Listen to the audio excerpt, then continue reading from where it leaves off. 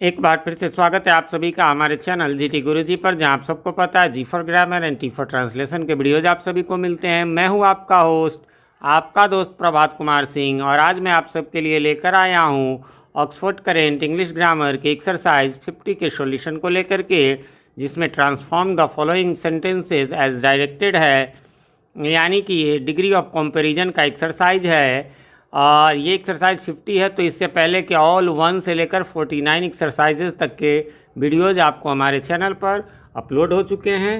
और अभी आपको ऊपर में एक्सरसाइज 49 का लिंक नज़र आ रहा होगा।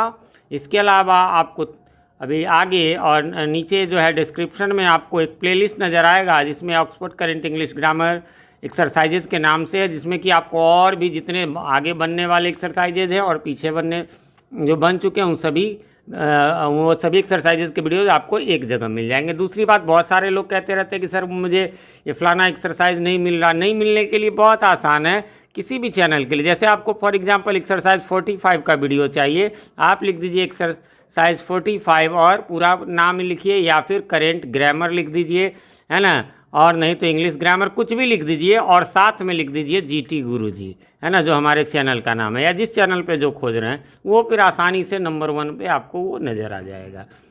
चलिए, तो एक बात और भी, आप एक्सरसाइज जो है वो 49, 48 ये देखना आपके लिए ज़रूरी है, क्योंकि उसमें बताया गया है, उसमें मैंने बताया कि कैसे जो है पॉजिटिव से कंपैरेटिव में बनाएंगे, फिर सुपरलेटिव में बनाएंगे, इंटरचेंज करना है। यहाँ भी वही है, ट्रांसफॉर्म या इंटरचेंज का एक मतलब होता है कि जिसको हम चेंज तो कर दें लेकिन उसकी मीनिंग में कोई अंतर ना हो, उसके सेंस में कोई अंतर ना हो। जैसे देखिए, I am as stronger as you, इसको कंपैरेटिव में करना है, यानी मैं उतना ही बलवान हूँ जितना कि तुम। तो क्या हो गया इसका, you are not stronger than I, यानी तुम मेरे से मजबूत नहीं हो, यानी कि तुम मेरे जितना मैं मजबूत हूँ उतना ही। तो सेंस चेंज नहीं हुआ लेकिन सेंटेंस चेंज हो गया। आप कहेंगे तो चेंज करने का तरीका क्या? देखिए, यहाँ पर 2 प्रकार के सेंटेंस होते हैं। एक तो जिसमें सिर्फ 2 के बीच में कंपैरिजन हो और दोनों सिंगल सिंगल हो, जैसे आगे भी कंपैरिजन होगा, एक तरफ सिंगल होगा एक तरफ ज़्यादा होगा, तो फिर उसके लिए अलग रूल है। इसके लिए जो है वो सिंपल है, ऐसा एक्सरसाइज 47 में भी था। क्या करना है, जो बाद वाला है उसको आप शुरू में रख लेंगे। एम है तो एम इज आर में से एक लगाएंगे, वाजर है तो वाजबियर में से एक, नॉट नहीं है तो आपको यहाँ लगा देना है, यदि है तो हटा देना है। फिर एज स्ट्रॉन्ग, एज जो है वो पॉजिटिव है तो आपको कंपैरेटिव के लिए उसमें ई आर लगा कर, या मोड़ वाला तो स्ट्रॉन्गर और एक देन जोड़ देना है, और फिर शुरू वाला आई को यहाँ पर रख देना है। ठीक है। अब अगला है, जैसे कि सेकंड नंबर, चलिए इसका भी बता देता हूँ। एरोप्लेन जो है वो बर्ड्स से तेज़ उड़ता है, इसको पॉजिटिव में बनाना है। बर्ड तो हो जाएगा birds do not fly as fast as aeroplane, यानी बर्ड्स उतना तेज़ नहीं दौड़ते जितना कि एरोप्लेन, मतलब नहीं उड़ते, तो बात वही हुआ, यानी एरोप्लेन ज़्यादा तेज़ी से उड़ता है। अब इसको कैसे चेंज किए, तो कहेंगे सर ये अलग है। नहीं नहीं, बिल्कुल वैसा ही है, बर्ड्स को यहाँ रख दिया। अब आप कहेंगे सर ये डू नॉट कहाँ से आया? देखिए, इसमें कोई इजेमार वाजबियर नहीं था, जिसमें कोई इजेमार वाजबियर नहीं हो उसमें डू नॉट, डज नॉट या डिड नॉट लगता है। डू नॉट कहाँ लगता है? जहाँ पर कि आपको V1 हो। उसके बाद डज कहाँ पे लगता है? डज नॉट, तो जहाँ पर V5 हो। V1 क्या हुआ? जैसे गो, कम, रीड, राइट, वर्ब का मूल रूप। V5 क्या हुआ? जिसमें एस या ई एस लगा हो। और इसमें आएगा तो नहीं, लेकिन बता दूं कि डिड जहाँ रहेगा, डिड नॉट लगाना रहेगा, वहाँ लगेगा जहाँ V2 हो। तो यहाँ पर वही हो गया। और इन सब के बाद हमेशा V1 का यूज होता है। चाहे नहीं कोई वर्ब था तो हम लोग डू नॉट, डू लगा के नॉट, क्योंकि नॉट नहीं था इसलिए नॉट लगाना है, तो एक हेल्पिंग वर्ब चाहिए तो डू नॉट लगा दिए। तो बर्ड्स डू नॉट फ्लाई, है ना। आप कहेंगे सर फ्लाइज का फ्लाई कैसे हुआ? तो देखिए, ये जो है V5 है, क्यों? क्योंकि एरोप्लेन सिंगुलर था लेकिन यहाँ बर्ड्स प्लूरल है, तो इसके हिसाब से डू नॉट लगा। और जब डू नॉट, डज नॉट जब लग जाता है ना, तो आपको ये V1 ही लगता है। और फिर यहाँ फास्टर देन था, तो जैसा ऊपर किए कि कंपेरेटिव था तो पॉजिटिव में एज फास्ट एज कर लिए और शुरू वाला द एरोप्लेन लगा दिए। उम्मीद करता हूँ अब आप समझ गए होंगे। तो अब मैं इसके आंसर्स को बताता हूँ। English is easier than Hindi, यानी अंग्रेजी हिंदी से आसान है। तो क्या हो जाएगा? Hindi is not as easy as English, यानी कि हिंदी जो है उतना आसान नहीं है जितना इंग्लिश, यानी इंग्लिश ज़्यादा आसान है। फिर ऐसी is not so beautiful as my sister, into comparative में बदलना है। तो my sister is more beautiful than she, यानी मेरी सिस्टर जो है उससे अधिक ब्यूटीफुल है, यानी जो क्वेश्चन में था कि वह जो है मेरी बहन से जितनी सुंदर नहीं है, तो बात वहीं का वहीं हुआ।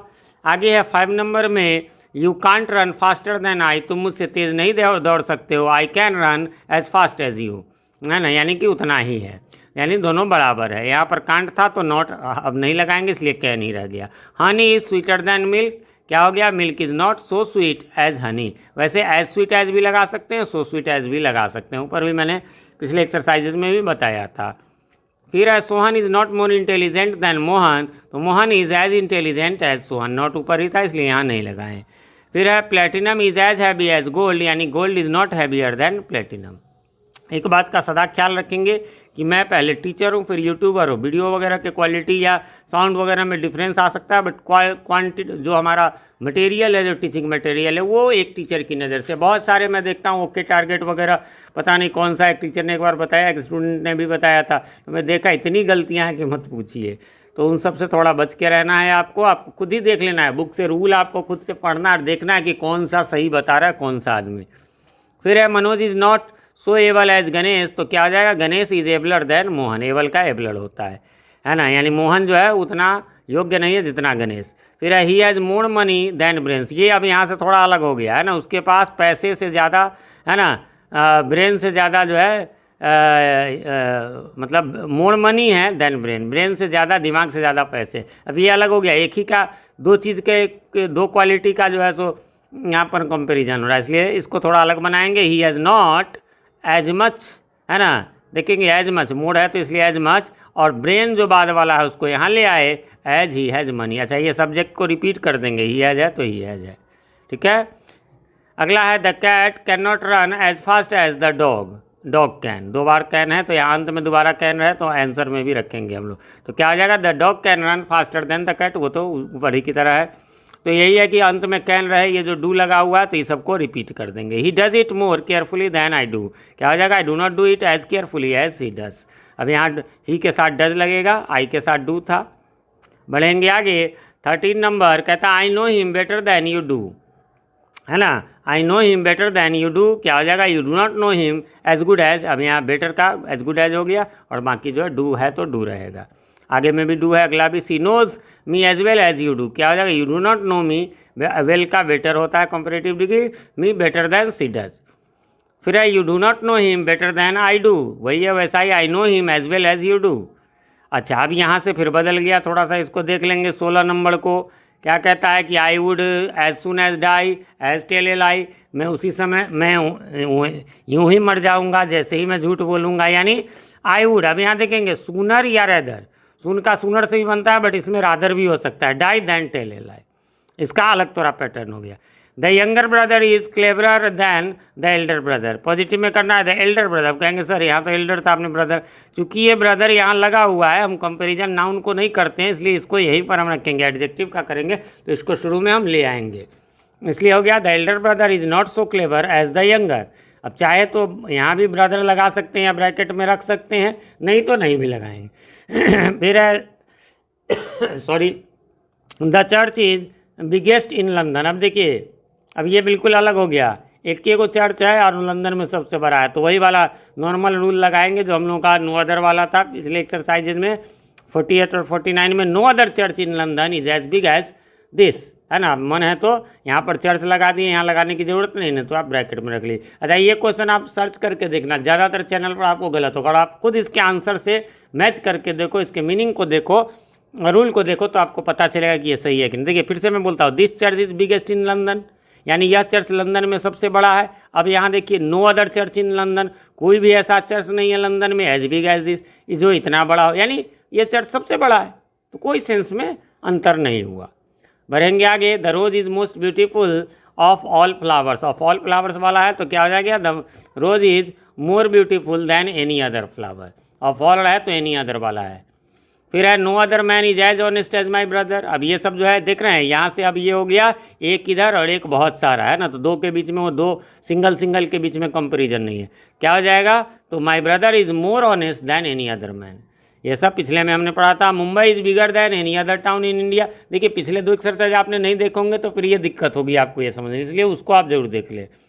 तो जो नॉर्मल होता है एनी अदर वाला, उसका हम नो अदर से जो है पॉजिटिव बनाते हैं। No other town in India is as big as Mumbai. फिर है lead is heavier than any other metal, तो जैसे ही एनी अदर वाला रहेगा तो नो अदर से शुरू करेंगे, no other metal is as heavy as lead. और सबके पैटर्न पर आप गौर कर लेंगे, है ना, कि नो अदर वाला है तो देखिए यहाँ एनी अदर कंपेरेटिव में है ना। इसी प्रकार से जो है यहाँ पर जो है एनी अदर है तो नो अदर है ना। यहाँ पर एनी अदर है तो नो अदर, ये सिंपल सुपरलेटिव है जो मैंने उसमें बताया। और एक होता है वन ऑफ द, उसमें होता है मोस्ट अदर, जैसा कि अब आएगा आगे तो वहाँ पर मोस्ट अदर रहेगा, तो उसमें फिर जो है वेरी फ्यू से हम शुरू करेंगे। तो no other English dramatist is as great as Shakespeare, superlative में करना है तो ये सिंपल सुपरलेटिव है नो अदर वाला, तो Shakespeare is the greatest English dramatist.